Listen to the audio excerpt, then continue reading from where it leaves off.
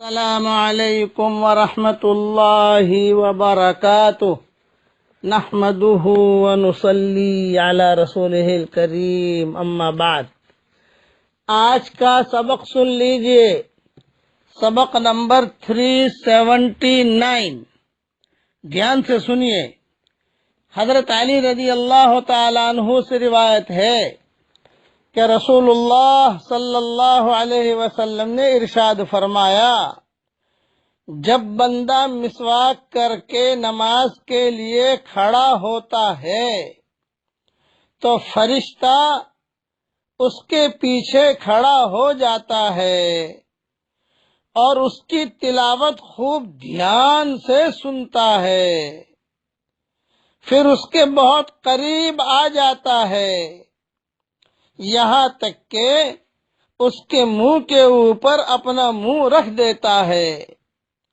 قرآن کریم کا جو بھی لفظ اس نمازی کے منہ سے نکلتا ہے سیدھا فرشتہ کے پیٹ میں پہنچتا ہے، اور اس طرح یہ فرشتوں کا محبوب بن جاتا ہے۔ اس لیے تم اپنے منہ قرآن کریم کی تلاوت کے لیے صاف ستھرے رکھو، یعنی مسواک کا اہتمام کرو۔ یہ حدیث بزار میں ہے، اور حضرت عائشہ رضی اللہ تعالی عنہا سے روایت ہے کہ حضور اکرم صلی اللہ علیہ وسلم نے ارشاد فرمایا، مسواک کر کے 2 رکعتیں پڑھنا بغیر مسواک کیے 70 رکعتیں پڑھنے سے افضل ہے۔ حضرت حذیفہ یہ حدیث مسلم میں ہے۔ حضرت حذیفہ رضی اللہ تعالیٰ عنہ سے روایت ہے کہ رسول اللہ صلی اللہ علیہ وسلم جب تہجد کے لیے اٹھتے تو مسواک سے اپنے منہ کو اچھی طرح رگڑ کر صاف کرتے۔ یہ حدیث بھی مسلم شریف میں ہے۔ حضرت شریح رحمۃ اللہ علیہ فرماتے ہیں، میں نے حضرت عائشہ رضی اللہ تعالی عنہا سے پوچھا کہ نبی کریم صلی اللہ علیہ وسلم جب گھر میں تشریف لاتے تو سب سے پہلے کیا کام کرتے؟ تو ماں عائشہ رضی اللہ تعالی عنہا نے فرمایا، سب سے پہلے آپ مسواک کرتے تھے۔ یہ حدیث بھی مسلم شریف میں ہے۔ زید بن خالد رضی اللہ تعالیٰ عنہ سے روایت ہے کہ رسول اللہ صلی اللہ علیہ وسلم اپنے گھر سے کسی نماز کے لیے اس وقت تک نہیں نکلتے تھے جب تک مسواک نہ فرما لیتے۔ یہ حدیث طبرانی میں ہے۔ میں نے سب حوالے دے دیے مسواک کی فضیلت کے، لیکن ایک بات کا خیال رکھنا، مسواک ہو یہ برش نہیں۔ برش جو ہے نا، برش آج اللہ معاف فرمائے، یعنی خیال رہے کہ جہاں تک نظافت اور دانتوں کی صفائی ستھرائی کا حکم ہے، وہاں تک تو دانتوں کی صفائی کے لیے کوئی چیز بھی استعمال کرے، کوئی حرج کی بات نہیں، نظافت اور صفائی کا حصول ہو جائے گا، اور عام نظافت اور صفائی کے حکم کی تعمیل کا نیت کے پائے جانے پر ثواب بھی مل جائے گا۔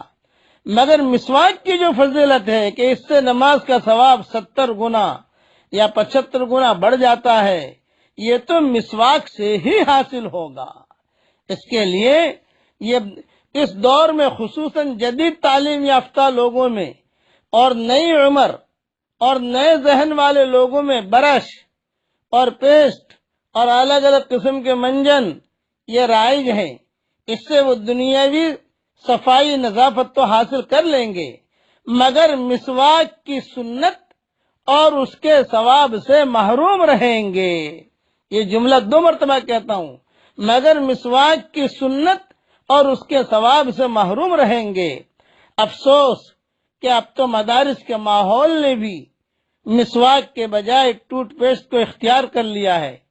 اسلام کے طور اور طریقے کو چھوڑ کر مغربیت پر فدا ہو رہے ہیں۔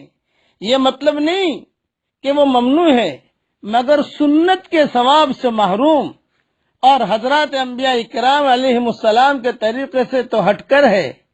اسی لیے یاد رکھنا کہ مسواک کے ہوتے ہوئے انگلیوں سے بھی کام نہیں چلے گا.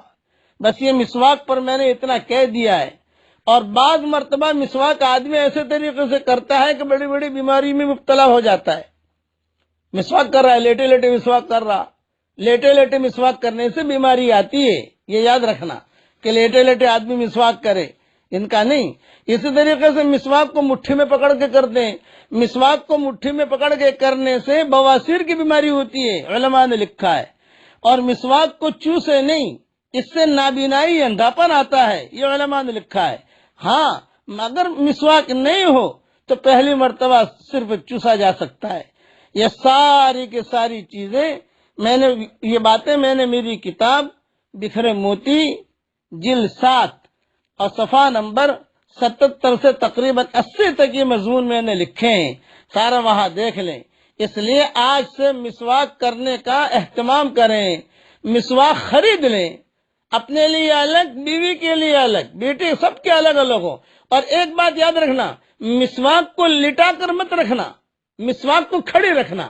علماء نے لکھا ہے مسواک اگر لٹا کر رکھتے ہیں اس سے جنون آتا ہے، آدمی بھول جاتا ہے کہ پیشاب کرنے گئے تھوک رہا ہے، اس سے بھی آدمی کو جنون آ جاتا ہے، بھول جاتا ہے.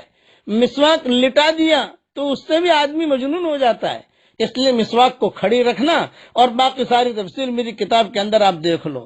اللہ تعالی ہم سب کو سنتوں پر عمل کرنے کی توفیق عطا فرمائے. برش سے مسواک کا ثواب نہیں ملے گا، مسواک ہی خریدنی پڑے گی. یہ نبیوں کا طریقہ ہے. یہ میں نے مسواک کے متعلق تھوڑا سا کہہ دیا.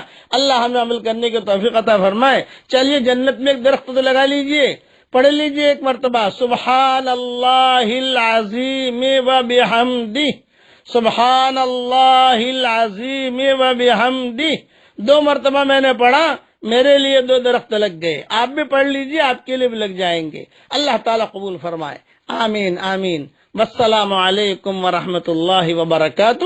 وآخر دعوانا ان الحمد للہ رب العالمین.